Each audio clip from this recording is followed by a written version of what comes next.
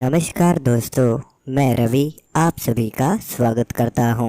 आज हम जानेंगे समय के बारे में। जिस समय पर आप लोगों के घर में जितने भी देवी देवता हैं वह सभी आपके घर में आते हैं। पूरे दिन में एक ऐसा समय होता है जब देवी देवताओं की शक्तियाँ हमारे घरों में जागृत होना शुरू होती हैं। ऐसे समय में अगर हम पूजा पाठ करेंगे तो देवी देवता की जो शक्तियाँ हैं वो अपने आप ही आप लोगों के अंदर समाहित होना शुरू हो जाती हैं। हर चीज़ करने का एक समय तय होता है, ऐसे ही देवी देवताओं की शक्तियाँ भी एक समय में जागृत होती हैं। अगर आप उस समय के अंदर कोई भी मंत्र जपेंगे या फिर कोई भोग देंगे या फिर देवी देवता के नाम से केवल ध्यान ही करेंगे तो आप लोगों के अनुभव बड़े ही ज़बरदस्त होंगे। जो साधक यह बोलते हैं कि मुझे अनुभव ही नहीं होते, मैं बहुत सालों से पूजा कर रहा हूँ, मुझे किसी भी प्रकार का कोई भी अनुभव अभी तक नहीं हुआ है, तो ऐसे में उन साधकों को यह वीडियो ज़रूर देखना चाहिए। फिर पहले बात आती है कि जो साधक बोलते हैं कि उन्हें कोई भी अनुभव पूजा के दौरान नहीं होते। ऐसा क्यों? क्योंकि सबसे बड़ा कारण है समय का। आप लोग सही समय पूजा करने के लिए नहीं चुन पाते। अगर समय चुन लेते हो तो आप लोगों को इस चीज़ का आभास नहीं होता जो आपने समय पूजा के लिए चुना है, क्या उसमें देवी देवता आप लोगों के घर पे आते हैं। अक्सर हम तभी उस कार्य को करते हैं जब हमें उसमें आनंद आए। अगर आप लोग देवी देवता के होते हुए पूजा पाठ करेंगे तो आप लोगों का समय का पता ही नहीं चलेगा कि आप कितने समय से पूजा कर रहे हो। ऐसा समय एक जो व्यक्तियों को अपनी ओर आकर्षित कर लेता है, अपनी ओर खींच लेता है। मंत्रा जपने का एक समय होगा, दीपक जलाने का एक अलग समय होगा, ऐसे ही देवी देवता को याद करने का एक अलग समय होगा, देवी देवता के भोग का एक निश्चित समय होगा। अगर आप समय को साथ लेकर चलते हैं तभी आप लोगों के अनुभव बढ़ेंगे, तभी आप लोग उन ऊर्जाओं को, उन देवी देवताओं की शक्तियों को महसूस करोगे। जब तक आप एक सही समय का चुनाव नहीं करेंगे तब तक आप लोगों की शक्तियाँ ऐसे ही घर में बिखरती रहेंगी या फिर आप लोग उस ऊर्जा को एकत्रित नहीं कर पाओगे। अक्सर दो समय एक ऐसे हैं जिनमें शक्तियाँ जागृत होती हैं। सबसे पहला समय वह आपके ऊपर निर्भर करता है कि आप पूजा किस समय पर करते हो। मान लीजिए अगर आप सुबह में पूजा 5 बजे करते हो तो आप लोगों को यह नोट करना होगा कि हमेशा आप लोगों को सुबह 5 बजे ही पूजा करनी ही करनी है। अगर आप निरंतर 5 बजे पूजा पाठ करेंगे, मतलब एक ही समय, ऐसा नहीं है कि 5 ही बजे, शायद आप 6 बजे करते हो, शायद 7 बजे, शायद 8 बजे, शायद आप सुबह 4 बजे करते हो, तो कोई भी एक समय ले लीजिए। उस समय पर निरंतर पूजा पाठ करें और ज़्यादा से ज़्यादा मंत्रा जप की संख्या को बढ़ाएं। जब आप एक निरंतर पूजा पाठ एक निरंतर समय पर करेंगे और बार बार एक स्थान पर एक आसन होगा और एक ही समय होगा और एक ही माला व एक ही मंत्रा होगा, बस साथ में एक ही स्थान होगा। जब ये सभी चीज़ें जुड़कर एक जगह पर निरंतर होती रहेंगी तो वहाँ पर एक शक्तियों का घेराव पड़ना शुरू हो जाएगा।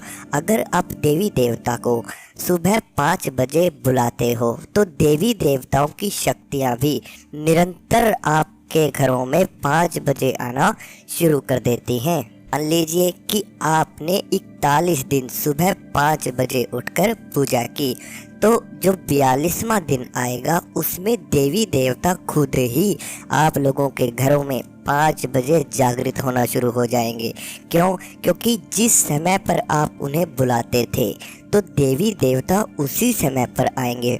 लेकिन गलती आप लोग कहाँ कर देते हो कि पहले आप 5 बजे पूजा करते थे, अब आप 6 बजे कर रहे हो, फिर कुछ समय बाद 6:30 के समय पर आ जाते हो। यह बिल्कुल गलत है और फिर बोलते हो कि शक्ति शक्तियाँ पूर्ण रूप से नहीं आती, मुझे शक्तियों के अनुभव नहीं होते। आप लोग जिस समय में भी देवी देवता को जागृत कर रहे हो तो देवी देवताओं की शक्तियाँ भी उसी समय पर ही आएंगी। ऐसा नहीं है कि आप 5 बजे उनको जगाते हो और 8 बजे आपको अनुभव कैसे हो जाएंगे, इसलिए आप लोगों को अनुभव नहीं हो पाते क्योंकि आप लोगों ने एक सही समय का चुनाव नहीं किया हुआ है। ऐसे ही आप लोग सुबह मंत्र जप करो, ऐसे ही शाम को एक समय निर्धारित रखो अपने पूजा के लिए। साथ में अब जो साधक यह बोलते हैं कि मैं समय तो एक ही रखता हूँ लेकिन फिर भी मुझे देवी देवताओं के अनुभव नहीं होते, ना ही मुझे कोई आवाज़ सुनाई देती, ना ही मुझे कोई शक्ति दिखाई देती, ना ही कुछ महसूस होती हुई नज़र आती, तो ऐसे साधकों के लिए सबसे ज़रूरी बात यह आती है कि आप जिस देवता के नाम से पूजा करते हो, जिस देवता के नाम से मंत्र जपते हो, उस देवता के नाम से एक भोग भी निर्धारित करें। एक निरंतर समय पर भोग देना देवी देवताओं की कृपा पाने का सबसे सरल उपाय है। आप लोग देवी देवता के नाम से भोग निकालें अपनी इच्छा अनुसार। आप उस भोग को हर रोज दे सकते हैं या फिर अपने देवी देवता के दिन के अनुसार, जिस दिन उनकी पूजा होती है, जिस दिन उनकी मान्यता है, उसके अनुसार भी आप भोग दे सकते हैं। हफ्ते में भोग दे सकते हैं, हर रोज भोग दे सकते हैं, दिन अनुसार भोग दे सकते हैं, लेकिन जो भी भोग आप देंगे वह किसी को भी न बताएं। साथ में भोग केवल और केवल आपको अग्नि के ऊपर देना है।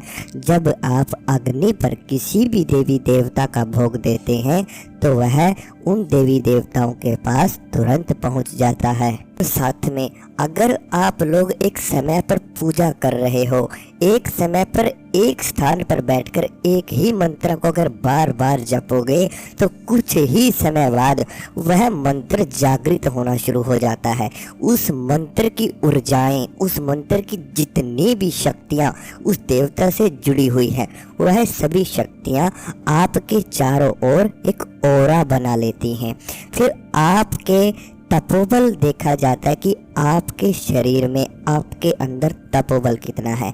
तपोबल कैसे बढ़ेगा कि जितना समय आप आसन पर लगाओगे, जिस आसन पर बैठकर आप मंत्र जपते हो उस आसन पर आप 1 घंटा बैठ सकते हो, 2 घंटा, 3 घंटा, जितना समय आप उस आसन पर लगाओगे उतना आपका तपोबल मजबूत होता चला जाएगा और जितना तपोबल मजबूत होगा उतनी ही ऊर्जा आपके शरीर में उन देवी देवताओं की, उन शक्तियों की, उन मंत्रों की आपके शरीर में समाहित होती चली जाएगी। और जब वह ऊर्जा आपके शरीर में आएगी तभी आप लोग उस ऊर्जा को महसूस कर सकते हो।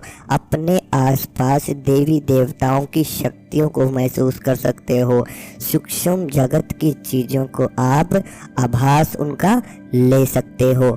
इसी प्रकार तो एक तो यह हो गया कि जिस समय पर पूजा करोगे हमेशा उसी पर ही करें।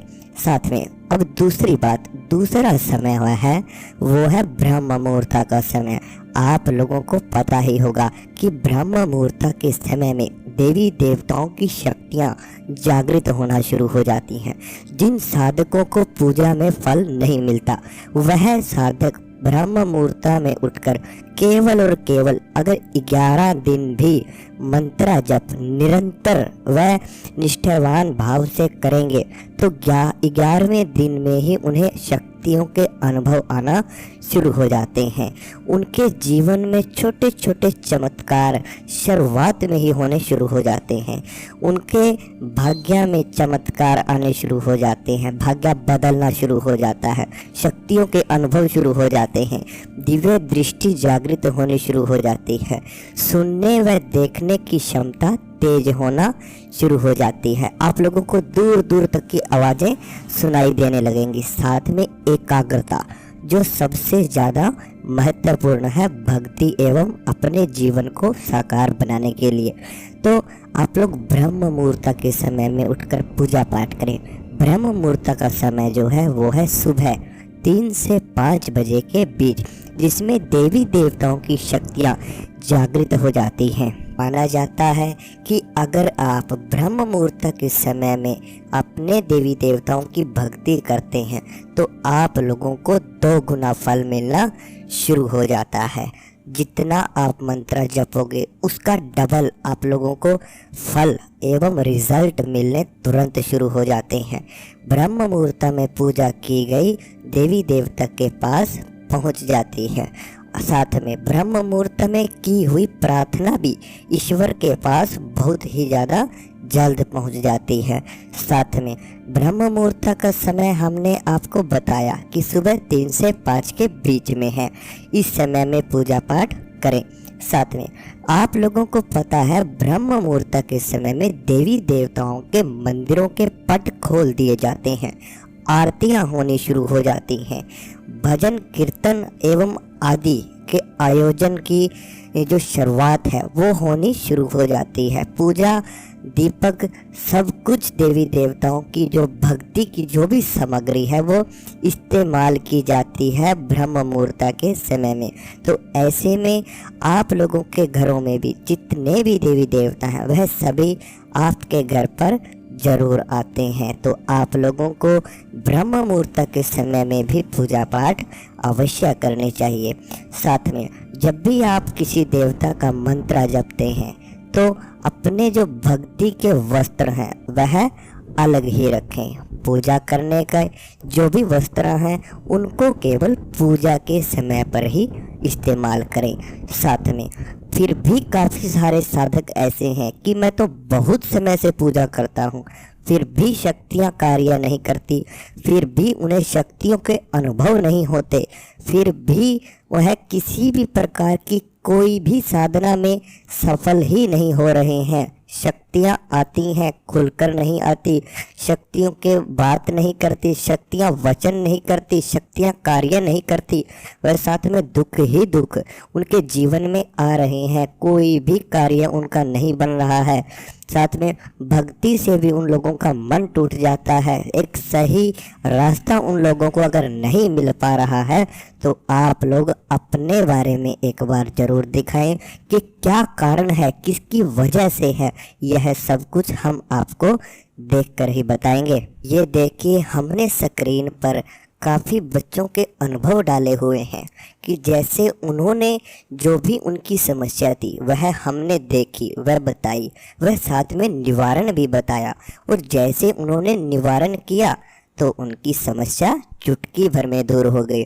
तो ऐसे भटकने का कोई भी फ़ायदा नहीं है। अगर आपको कोई समस्या है और आपको हमारे ऊपर विश्वास है तो आप एक बार अपने बारे में ज़रूर दिखाएं। तो जो भी आपका सवाल है वह सवाल पूरा करें, वह समस्या का समाधान भी जानें। साथ में अगर वीडियो अच्छी लगी हो तो चैनल को सब्सक्राइब जरूर करना। हम मिलते हैं कल आपको एक नई वीडियो के साथ।